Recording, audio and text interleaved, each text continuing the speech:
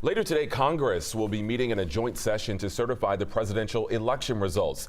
This is a procedural event needed before President-elect Donald Trump can be inaugurated. Yeah, 4 years ago, the process was marred by rioters on Capitol Hill. Julia Benbrook is on Capitol Hill with what to expect today. In just 2 weeks, Donald Trump will become the 47th president of the United States, marking a significant political comeback. We've achieved the most incredible political thing. Look what happened. Is this crazy? A joint session of Congress meeting Monday to certify the Electoral College vote count and finalize Trump's win. A procedural event that didn't receive as much attention until January 6, 2021. 4 years ago, a violent riot at the Capitol interrupted the certification of President Joe Biden's win.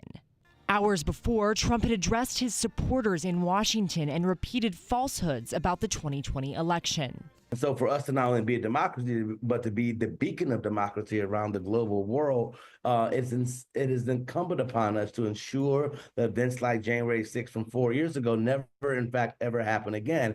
Over 140 officers were injured during that riot, and the U.S. Attorney in D.C. has charged more than 1,500 people with crimes related to it, 2/3 of whom have pleaded guilty.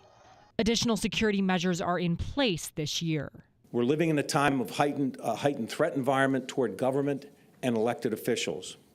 Our nation's capital is prepared to ensure that the legislative process will proceed without disruption. Reporting in Washington, I'm Julia Benbrook.